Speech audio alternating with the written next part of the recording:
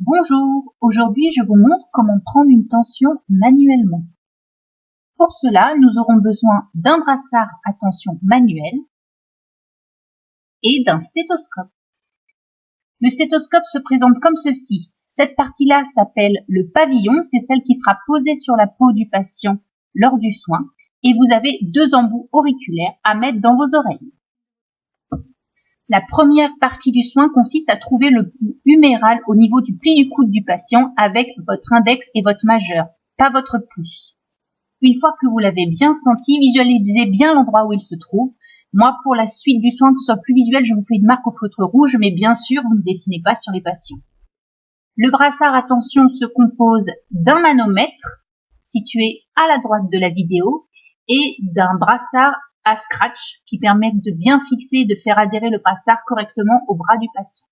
Donc, pour prendre la tension, il faut mettre le brassard juste au-dessus du pli du coude du patient. Il faut que la tubulure en plastique soit dans le prolongement de l'artère que vous avez préalablement repérée. Fixez ensuite le brassard à l'aide du scratch.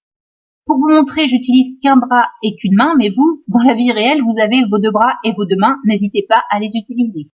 Une fois que le brassard est mis en place, attrapez le stéthoscope, vous mettez le pavillon sur votre artère que vous avez avant repérée, et ensuite vous prenez les deux embouts auriculaires que vous mettez dans vos oreilles.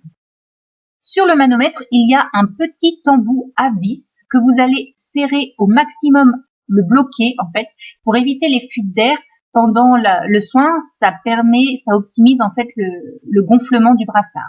Donc ensuite, vous pompez jusqu'au chiffre à peu près 200 du manomètre, ça correspond à 20 systoliques, et vous desserrez le même embout pour permettre une fuite d'air et prendre ainsi votre tension.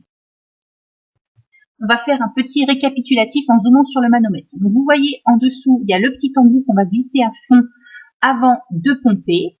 Une fois qu'il est vissé, donc on serre la pompe jusqu'au chiffre 200 du manomètre. Une fois qu'on l'a atteint, le brassard est bien gonflé, on desserre délicatement l'embout pour mettre en place la fuite d'air et permettre au manomètre de descendre, enfin l'aiguille du manomètre. Donc quand vous entendez pour la première fois des battements de cœur tout étouffés, c'est votre chiffre de systolique, et une fois que ces battements de cœur s'arrêtent, c'est votre chiffre de diastolique. Pendant le soin, ma tension était donc de 11,7. À vous de prendre la vôtre, et j'espère qu'elle sera bonne. À bientôt pour de nouveaux soins. Bye bye.